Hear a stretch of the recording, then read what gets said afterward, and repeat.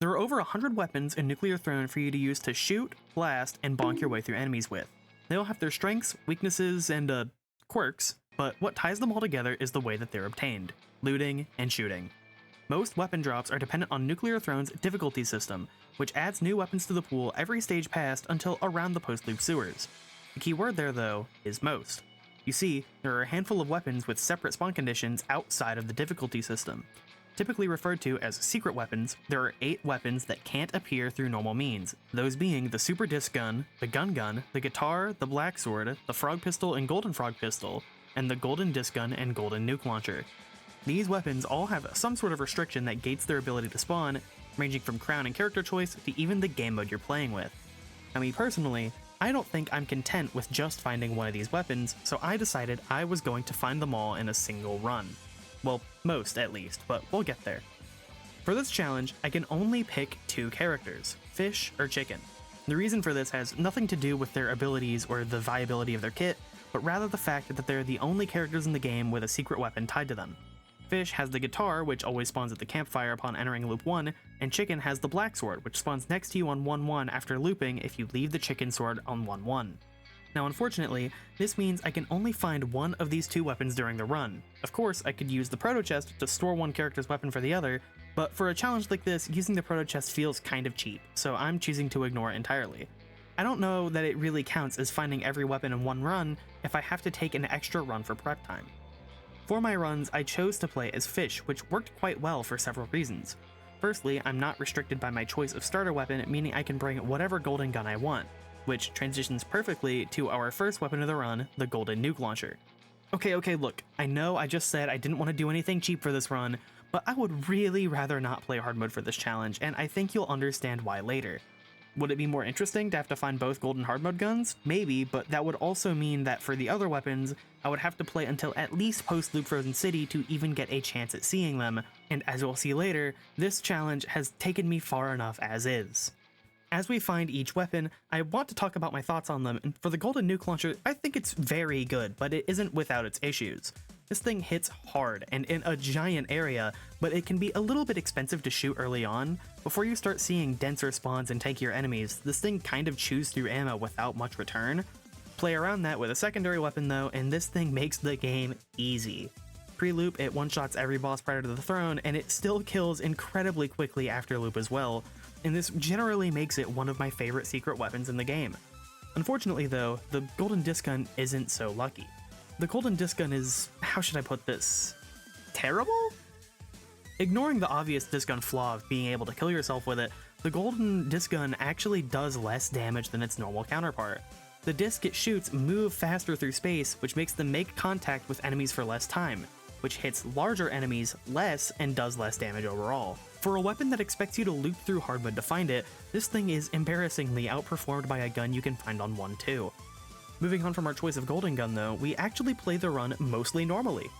Mostly. I forgot to mention this before, but we kind of have to start with Crown of Curses, but we'll get into that. Going into each run, I pretty much always pick up the first curse weapon that I see. The Nuke Launcher makes light work of, well, everything, but it's still nice to have a solid secondary option for when total nuclear annihilation isn't an option. The first half of pre-loop doesn't really matter that much. Big Bandit, the sewers, and Big Dog are all non-issues, which puts me through to the Crystal Caves. Why is everything orange? Entering the Crystal Caves with any cursed weapon will redirect you to the Cursed Crystal Caves. This place is like the normal caves, but if it was dark and twisted, with some f***ed up enemies to solidify that. We have Cursed Spiders, which have a chance to duplicate themselves on death, and Cursed Laser Crystals, which have an untelegraphed short-range teleport. The crystals can then use that teleport to place themselves conveniently on your forehead, killing you instantly if you don't have strong spirit. The caves also have a tendency to be like 99% webbed, meaning that extra feet is a pretty big quality of life pick for the run. As a little reward for coming here, the cursed caves have a usually guaranteed spawn of a large curse chest containing 3 weapons from even higher weapon pools than usual. These are generally much better than what we would normally have at this point, and if you're playing on hard mode, you can actually find a Golden Disc Gun or Nuke Launcher from this chest. Of course, finding this isn't the reason that we really take Crown of Curses, but that doesn't actually matter once we leave the caves. In the Frozen City, we have to take the 5-2 Vault so we can swap our crown for Crown of Guns, which not only disables ammo drops and increases the amount of weapon drops that we find, but also is a requirement for one of our later weapons we're looking for.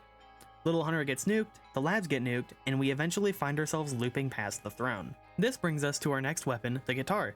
Only available to Fish, the guitar is one of the best melee weapons in the game. It has a swing speed just faster than a wrench, and the third highest raw swing damage in the game, only beaten by the Ultra Shovel and the Energy Hammer.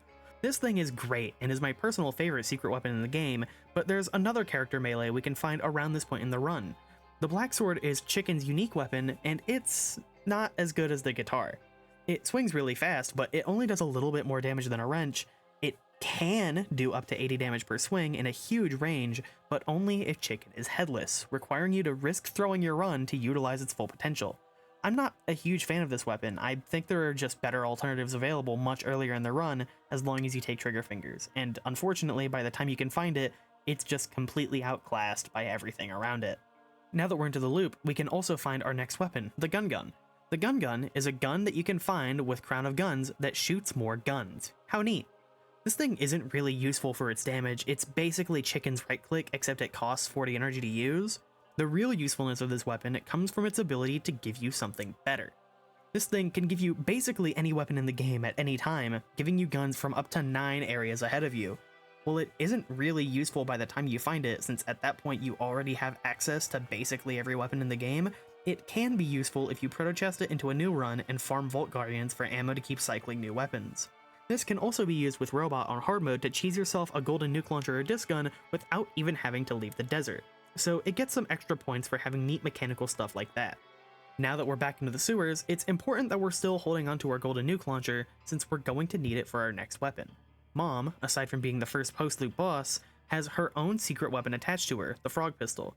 The Frog Pistol is dropped by Mom as long as you're carrying a golden weapon when she dies, and while you could get lucky and find a golden gun in the desert or even stop by YV's mansion to pick one up, I think it's easier to just carry the big golden weapon that can make it here all by itself. The Frog Pistol isn't really anything special, but there is something special you can do with it. If you take it to the Crown Vault and store it in the Proto Chest, then the next time you come to the Proto Chest you'll find a golden Frog Pistol inside. Starting a run with the golden Frog Pistol is the only way to play as Frog, one of the 2 secret characters in the game. Is Frog particularly good? No, not really, and neither are either of the Frog Pistols, but they're still fun to mess around with if you're looking for something new. With our last secret weapon out of the way, that's it. Thanks for watching. Okay, I lied. We missed one. Do you remember earlier when I mentioned Crown of Curses? There's one weapon left that we actually kind of needed Crown of Curses for. Kind of. I'm talking about the Super Disc Gun, which is found exclusively from Curse chests after 4-1. Crown of Curses turns 2 out of 3 chest spawns in the Curse chests, while every other crown does the same to only 1 in 7. Unfortunately, since we need Crown of Guns for the Gun Gun, we only get 3 stages to hopefully find a Super Disc Gun before being locked into Super Loop RNG Hell. Of course, that didn't stop me from trying to brute force it, leading me into Loop 2 multiple times before deciding this wasn't going to work. I needed a change in strategy, but what can I do to see more chests?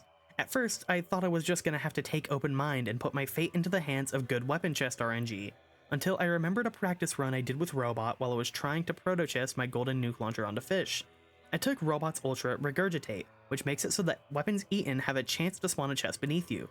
Weapon chests spawned this way still had a chance of being cursed, and through this I actually managed to find a Super Disc Gun somewhat early in the run. Thankfully, Fish has an Ultra of his own that can do the exact same thing, Confiscate. Confiscate has a chance to turn a drop into a chest, it's as simple as that. And if we keep Crown of Guns, we can hone these drops down to just weapon and health chests. Going even further, if we take Heavy Heart, we get even more weapon drops to convert, giving us far more chests to check every stage, which means more chances to find a Super Disc Gun. Of course, getting Heavy Heart can be a little bit annoying, so it was from here on that I decided to continue my runs in Custom Mode. Among its many features, Custom Mode lets you give yourself up to 7 extra mutation choices each level, giving you a bit more agency in your build. And I used this to ensure that I had the best chance of getting an optimal Heavy Heart build. I chose to take Boiling Veins, Long Arms, and Laser Brain for my 3 weapon mutations I had to take to get Heavy Heart in the mutation pool.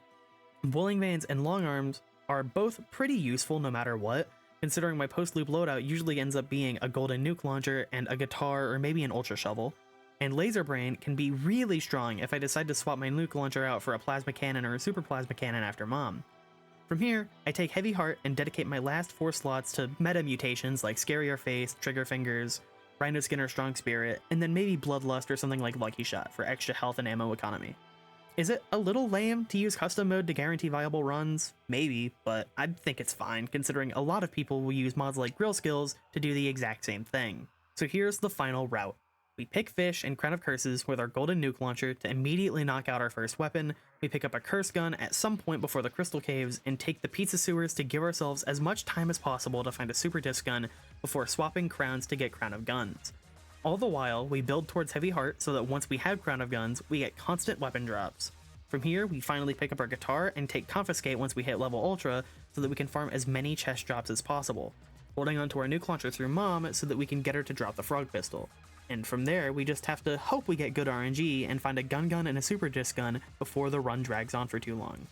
Simple, right? First attempt, I cleared pre-loop all the way through the crystal caves, and with no luck, I swapped a Crown of Guns in hopes I'd get lucky and find a super disc gun before it was too late.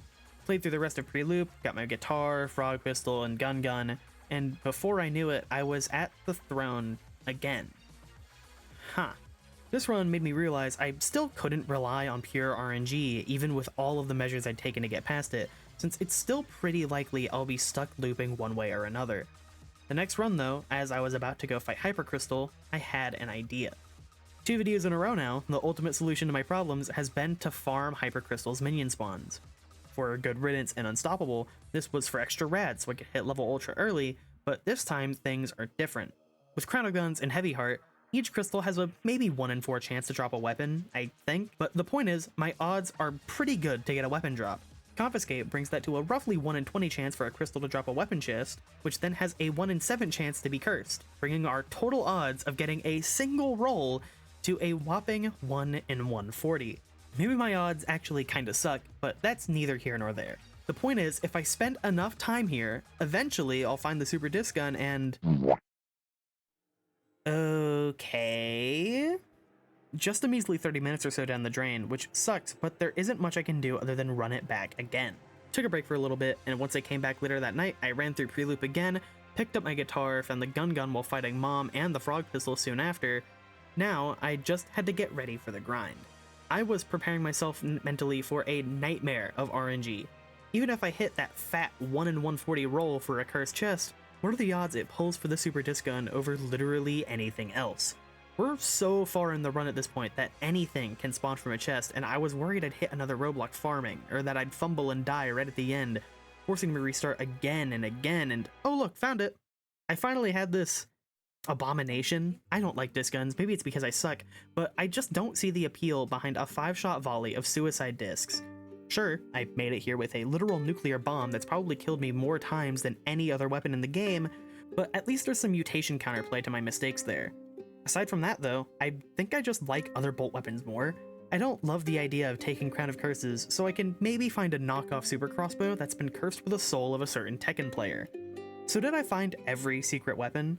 No, but I found most of them, and I think that's pretty cool. I had a lot of fun doing this challenge, and it gave me a good excuse to play some more Fish and get more of his crowns on the side. And even through all of the RNG, it was still pretty fun. For now though, that's it from me.